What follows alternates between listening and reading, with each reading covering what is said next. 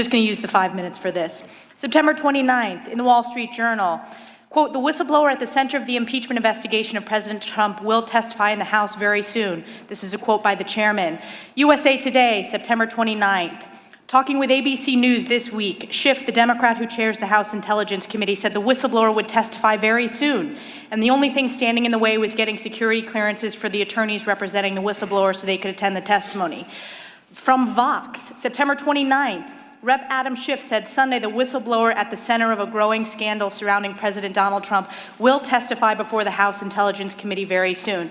On CNN, September 29th, Schiff said Sunday on ABC as well as NBC's Meet the Press that he expects the whistleblower to testify very soon.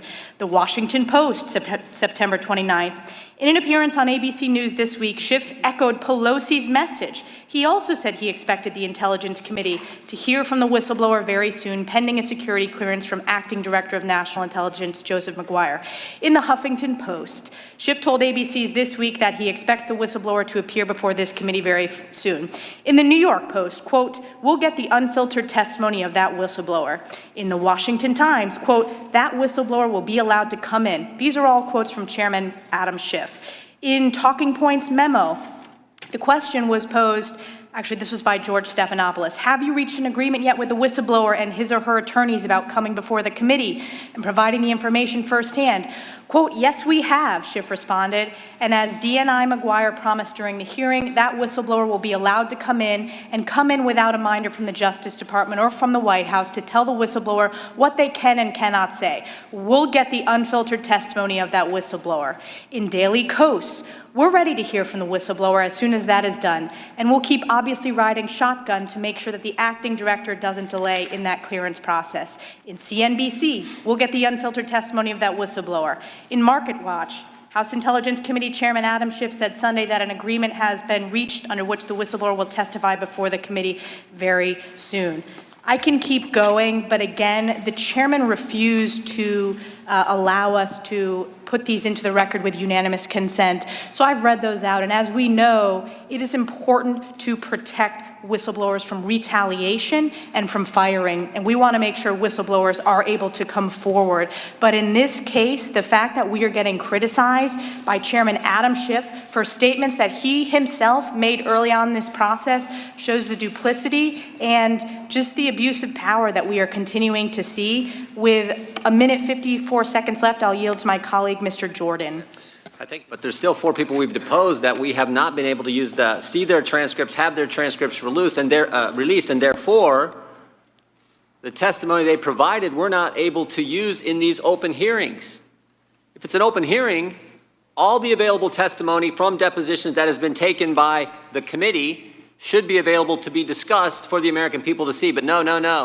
Mr. Morris and Mr. Hale and 2 other, Ms. Williams, 2 others have, and another one have not yet been released.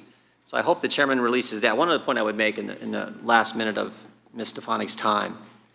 The Democrats have asserted that this whole thing with Ambassador Yovanovich was part of some sinister scheme by the White House to get Mr. Zelensky to do an investigation, President Zelensky to do an investigation. If recalling Ambassador Yovanovich was part of some scheme by Trump and Pompeo and Giuliani to get President Zelensky to do an investigation, why would they replace her with the Democrats' first witness, their star witness, Bill Taylor? I mean, if that's the plan, not the best plan I've ever seen put together. Their star witness, their first witness, Mr. Taylor, was here Wednesday. That's what they were up to?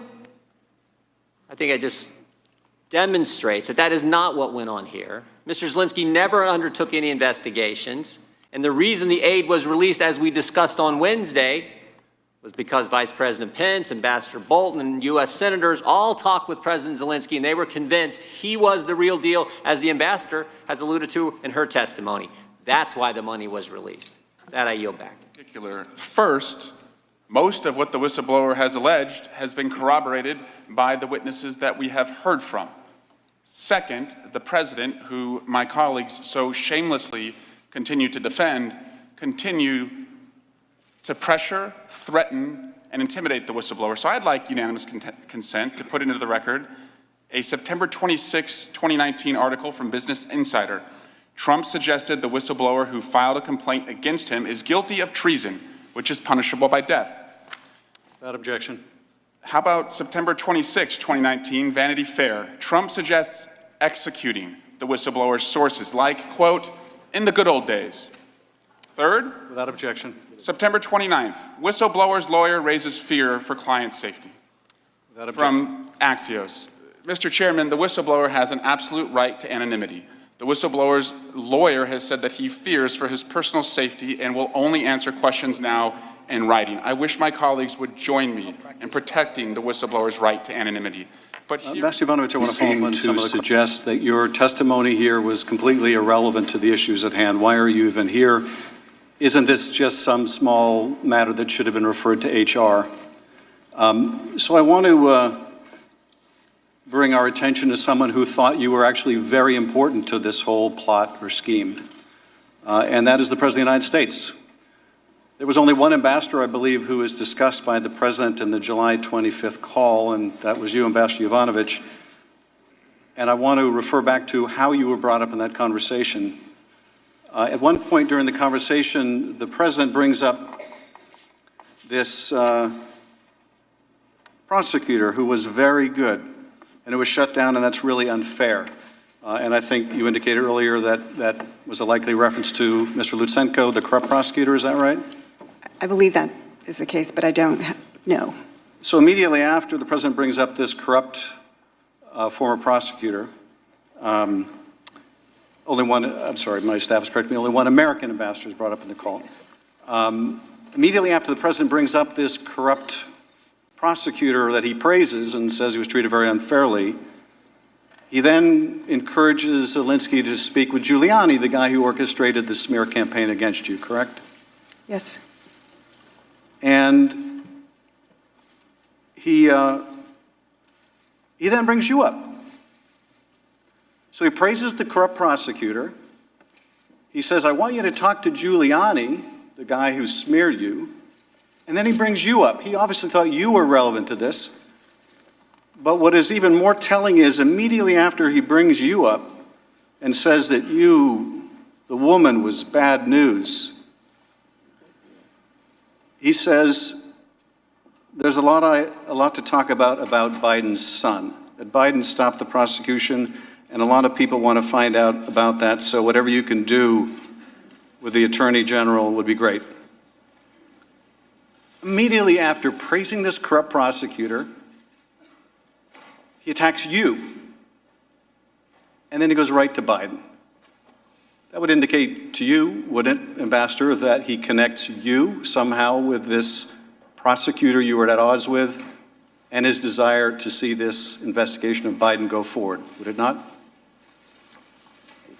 Again, you're absolutely right that that is the thought progression. My colleagues also asked, in pushing you out of the way, ultimately Ambassador Taylor got appointed. Is Ambassador Taylor the kind of person that would further Giuliani's aims? And I think we can all agree that Ambassador Taylor is a remarkable public servant. Absolutely. But what if the President could put someone else in place that wasn't a career diplomat? What if he could put in place, say, a substantial donor to his inaugural? What if he could put in place someone with no diplomatic experience at all?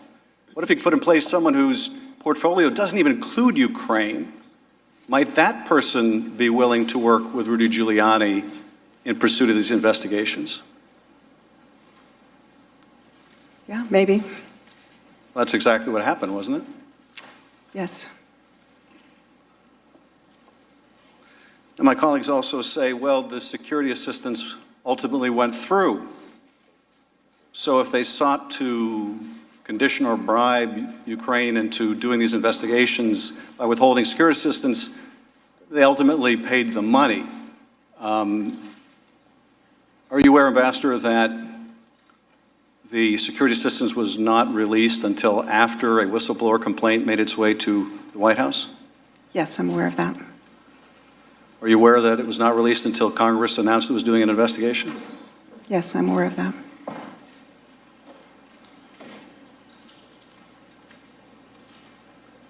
And finally, I want to ask you about the call record that my colleague read at the outset. I'm curious about this, and just for people watching at home so they're not confused, there are two calls here. There's the perfunctory congratulatory call after Zelensky is inaugurated, which my ranking member read this morning, and then there's, of course, the very problematic call in July. And one of the reasons we are here is what happened between April and July. But there was a readout put out by the White House at the time the April congratulatory call was made. And the White House readout said that the president discussed with Zelensky helping Ukraine root out corruption. Now, that, in fact, doesn't appear anywhere in that call. So I want to ask you, Ambassador, why would the White House put out an inaccurate reading? Why would the White House represent that the president said something about corruption when he said nothing about corruption in that call or, in fact, in the one in July? I can't answer that question. I don't have visibility into that. I thank you. I yield now 5 minutes now to recognize the ranking member. I just remind the gentleman there's actually 3 calls. There's the 2 calls with President Trump and the one that you reiterated in our last hearing a couple of weeks ago. Ambassador, I just want to clarify something before I yield. Are you against political appointed ambassadors? Is it not the president's prerogative to appoint whoever he wants in any country?